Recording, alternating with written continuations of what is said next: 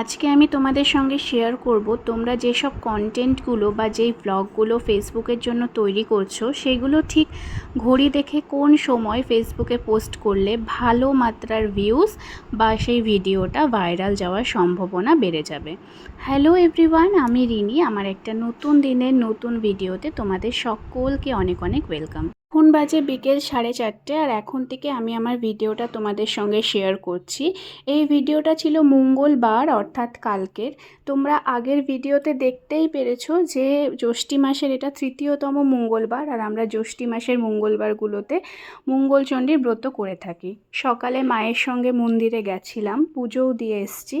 আজকে যেই মন্দিরে পুজো দিতে যাই না, সেখানে পুজো দিতে এতটাই লেট হয়েছে যে বাড়ি এসে বাকি কাজগুলো করতে করতেও আমাদের অনেক দেরি হয়ে গেছে। রোজ দুপুরে আমি চেষ্টা করি লাঞ্চের পরে ওই আধ ঘন্টা বা 1.25 ঘন্টার মতো একটু ন্যাপ নিয়ে নেওয়ার।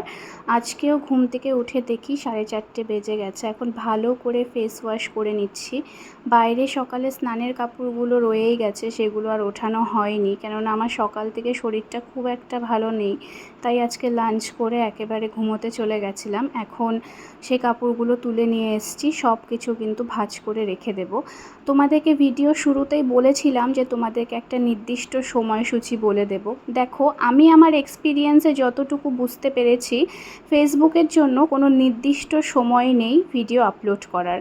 শুধু তোমাদেরকে কিছু জিনিস ভালোভাবে মেনটেন করতে হবে, যেগুলো আমিও মেনটেন করি নিজের কন্টেন্টের জন্য। আমি সকালবেলা একটা ভিডিও আর সন্ধ্যের পর থেকে 2 থেকে 3টে ভিডিও দেওয়ার চেষ্টা করি। দ্বিতীয়ত, ফেসবুক একটা এমন জায়গা যেখানে কনসিস্টেন্সি মেনটেন করাটা খুবই জরুরি। একদিন ভিডিও দিয়ে 5-6 দিন গ্যাপ রেখে আবার ব্লগ করলে পারে কিন্তু কোনোভাবেই তোমার রিচ ভালো করে বাড়বে না। তোমার রিচ বাড়ানোর জন্য একটা কনসিস্টেন্সি মেনটেন তোমাকে করতেই হবে। তোমার নতুন নতুন কন্টেন্ট বা ভিডিও যত ফলোয়ার বা ভিউয়ার্সদের সামনে আসবে, তাদেরও কিন্তু তোমার প্রোফাইল চেক করতে আরও বেশি আগ্রহ বা ইন্টারেস্টটা জেগে উঠবে।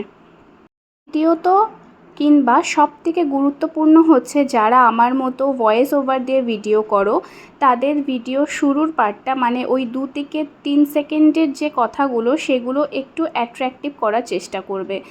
তার উপরেই কিন্তু ডিপেন্ড করছে তোমার ভিউয়ার্সরা তোমার ভিডিওটা কতক্ষণ ওয়াচ করছে।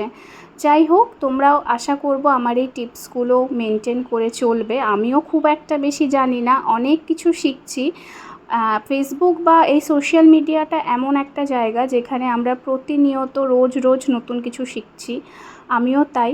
তোমাদের সঙ্গে কথা বলতে বলতে 5:30 হয়ে গেছে বিকেল, আর সৌমেন অফিস থেকে রোজ বিকেল 5:30তেই বাড়িতে আসে। যা পরিমাণে গরম পড়েছে, সকালে 6:30টার সময় চোখ খুললেও যা তাপমাত্রা, কিছু বলার নেই। তাই রোজ অফিস থেকে আসার পরে আমি ওকে লেবু জল, চিয়া সিড দিয়ে কোনো রকম কোনো শরবত বা গ্লুকন-ডি গুলিয়ে জল করে দিই।